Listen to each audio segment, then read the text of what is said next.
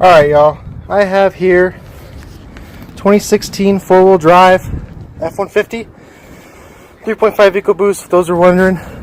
It's on a 6-inch lift on 35 by 12.5 BFGs. Today I am doing RCV Ford IWE Eliminator.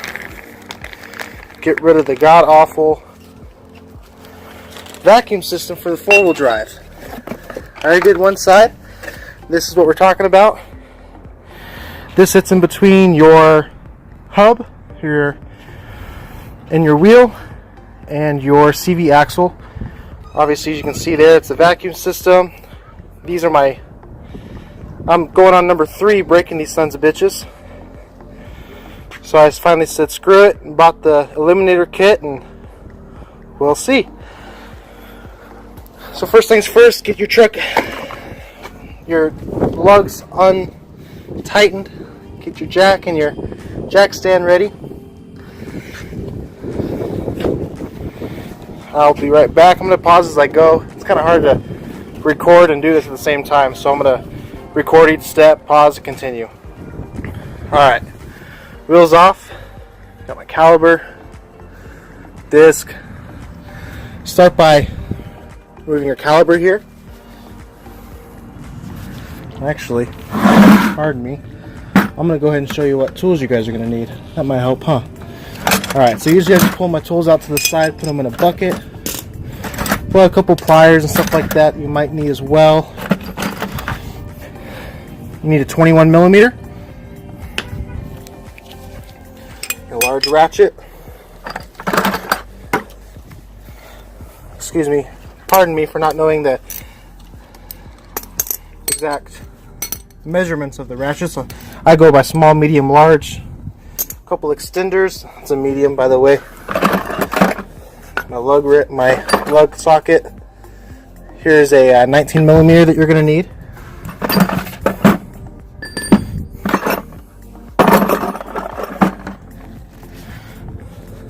Here's a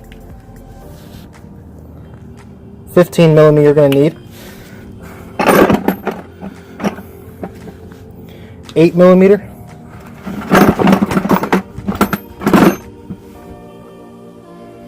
Uh, 10 millimeter. That's already attached to this one. Flathead screwdriver for sure. And a 5 millimeter Allen wrench. For big ones, torque wrench, very important. Standard hammer. And some type of pry bar so I can go ahead and hold the lugs while I'm trying to get that center nut off if it doesn't break loose. For a cheater bar, I've actually been using the handle of my jack. Works very well. You'll definitely need a cheater bar for some of these suckers. I'll also include the torque specs for the bolts as I go through. So let's start by taking the caliper bracket off. It's going to be, let me switch.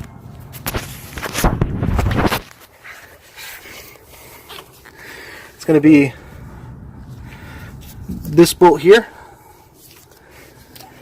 and this bolt here. They are both 21 millimeter, and they'll eventually, when I put everything back together, be torqued to 136 foot-pound torque. I do have an extra bucket here that I like to use for the caliper. Some people like to zip tie it up. A little overkill, I think. Just put the caliper bracket here when you're done. Here, here. And keep it up out of the way. You don't want to leave it hanging by this brake line. Excuse my shaky camera. You guys get the clue. I'll be right back. Alright, one bolt's out. In here. Before I go ahead and take this other one out, I've already loosened it. I'm going to remove this bracket If you don't, you're going to be stuck holding your caliper while you're trying to get that sucker undone. That's a 10 millimeter. Okay, caliper set to the side. As soon as your caliper comes loose, your disc will be loose as well. Go ahead and take that off, put it somewhere. The other side for me, it wasn't loose, so I just took a hammer and gently tapped here. Stay away from your contact point, but gently tapped here, and it finally came loose for me to go ahead and wiggle it off. Next is your dust shield. This here, 3 bolts, 1, 2, 3, all 8 millimeter.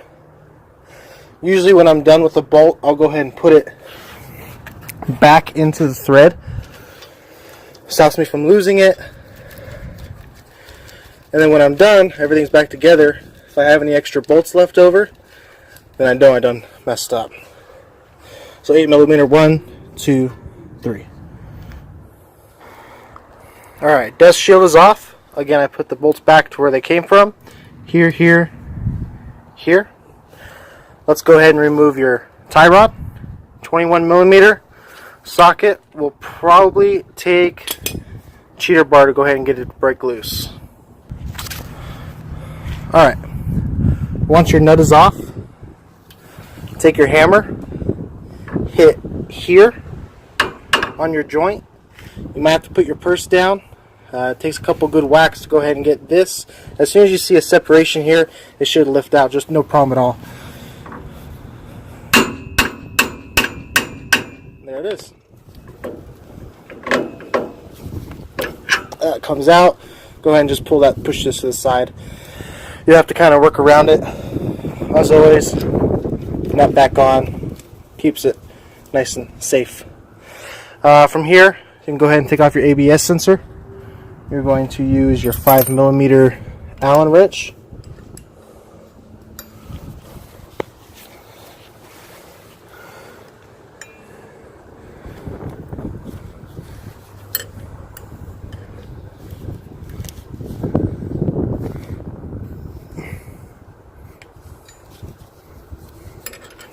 They're usually on there pretty good.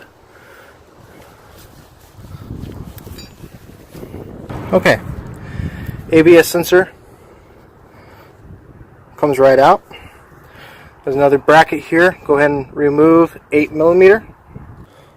Alright, ABS sensor is off to the side.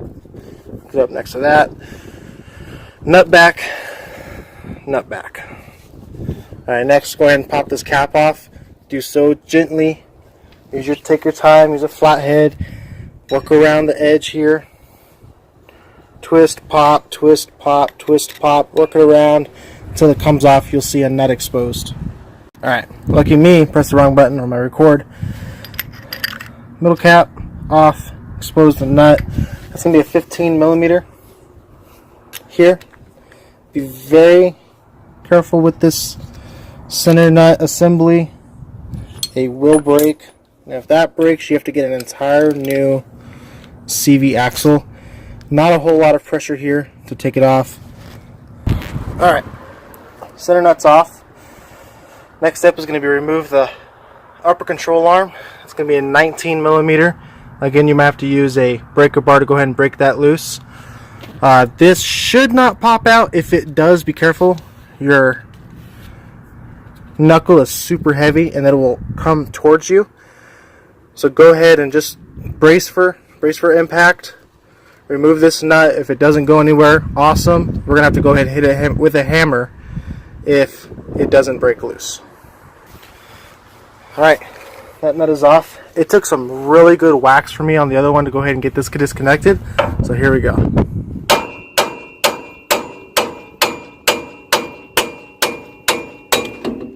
There it is. Obviously it broke loose. Since we removed this nut here, here's our axle assembly starting to come out. Don't worry about any gears or anything falling out. As long as this IW is here, it holds your hub bearings and everything in place. Nothing out of your axle is going to fall off. So go ahead and finagle with the knuckle, IWE, and the axle to go ahead and get the axle removed from inside that housing. You can set it off to the side. Usually I bring it up and over on the other side of the sway bar linkage. Alright, that was pretty quick. Got the axle separated from the knuckle, from the IWE. This right here is what we're taking off, replacing it with the ring that I had showed you. You want to go ahead and take this IWE off now. 3 8mm bolts, not tight at all usually. They'll come right off, and it comes off as one unit. From there, careful not to disturb the gears inside of your knuckle housing. Alright, the 3 nuts are off of your IWE. Let's go ahead and remove it. As you'll see, here's the culprit. Let's go ahead and put that to the side. You'll see here the ring, the gears that your ring is going to attach to.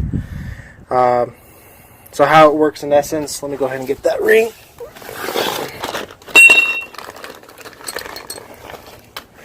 How it works in essence, you have your gear ring. Both your hub gears and your axle are going to share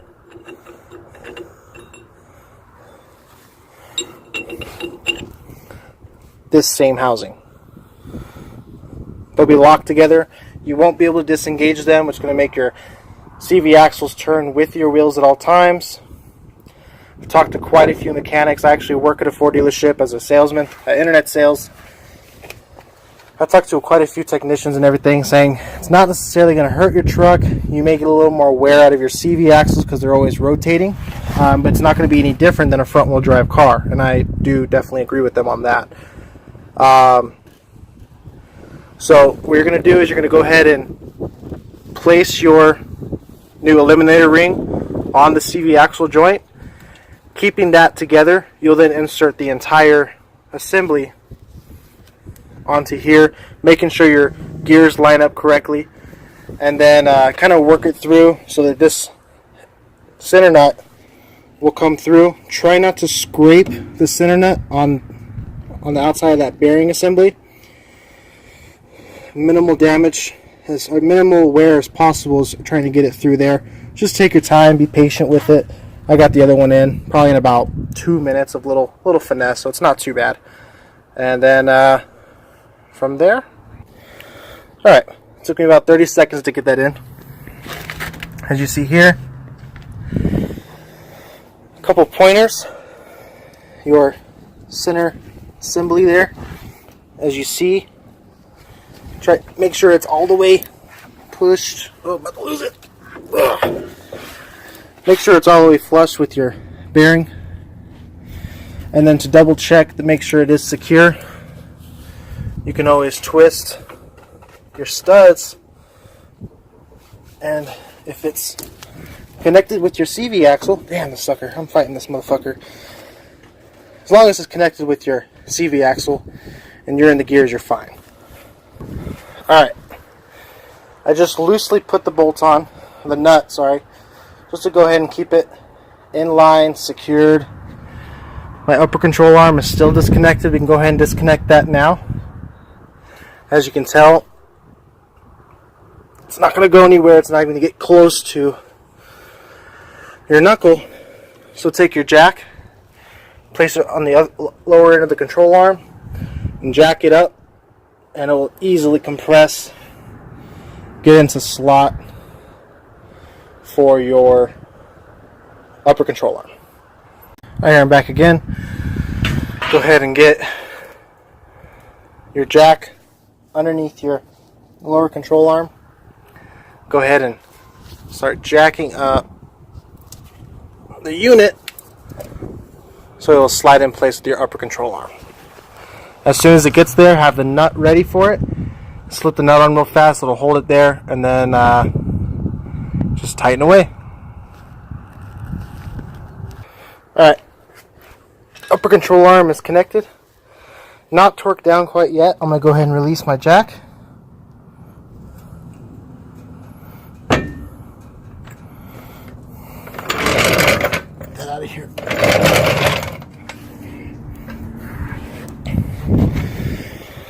Let's go ahead and connect our tie rod.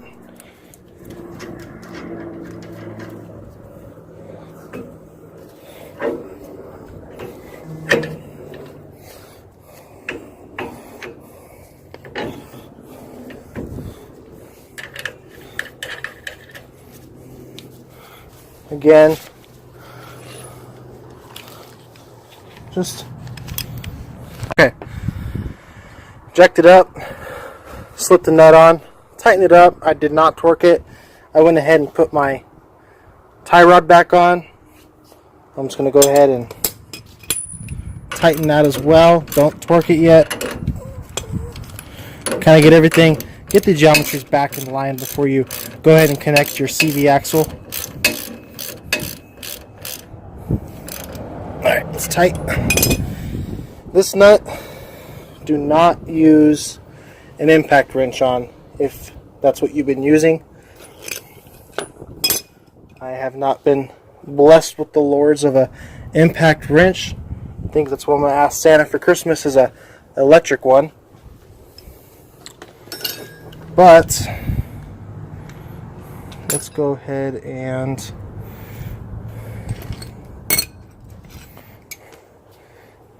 start getting that dialed in. It's going to be torqued down to 30 foot-pounds of torque. It's not a lot. Again, not a lot at all. We got attachments here, attachments there.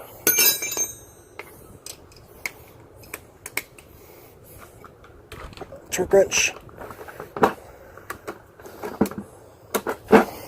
Usually, idea to use torque wrenches is you want to go half first. So if you're torquing to 100, set it at 50. Go to 25 or go to 75, and then go to 100. 30 foot-pounds is not a lot, so I'll just probably start off at there. Alright, torqued it down to 30.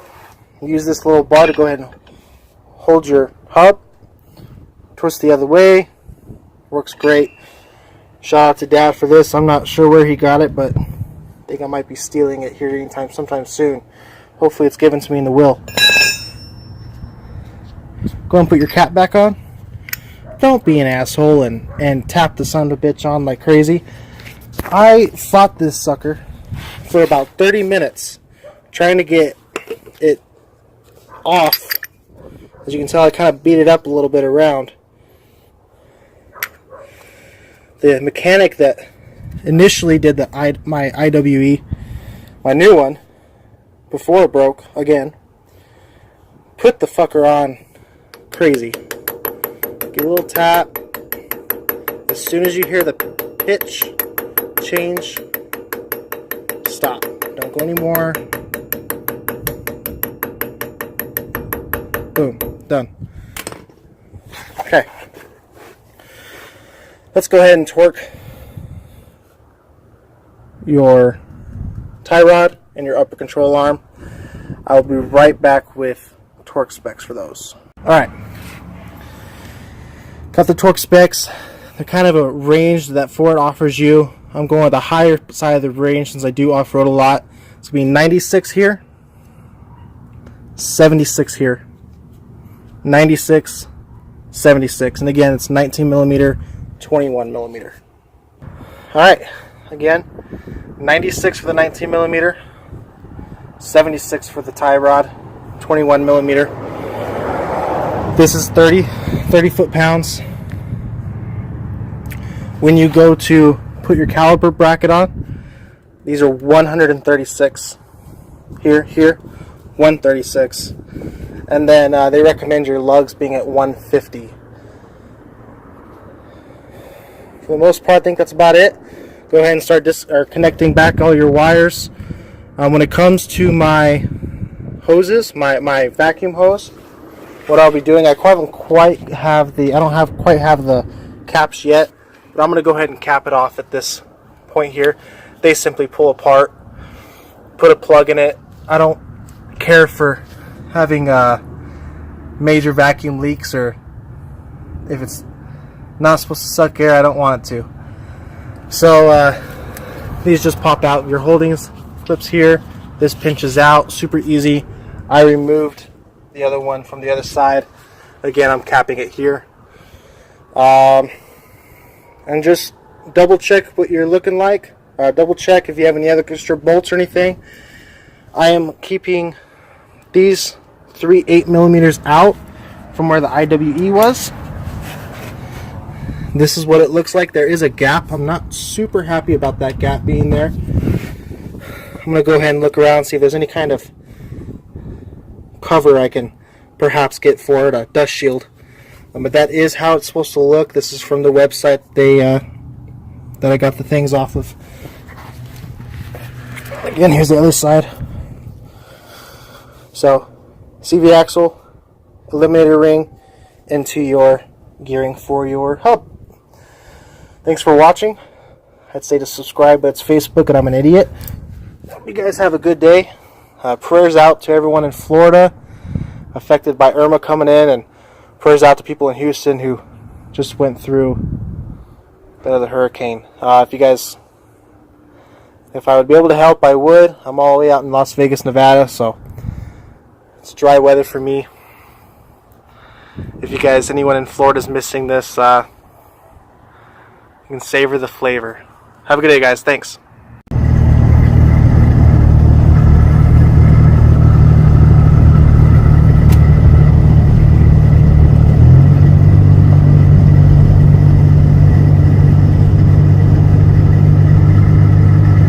Alright, I've been on throttle this whole time, and as soon as I let off, they go away. Until I start cruising for quite a while, probably another 5 miles, 10 miles, then I'll start up again.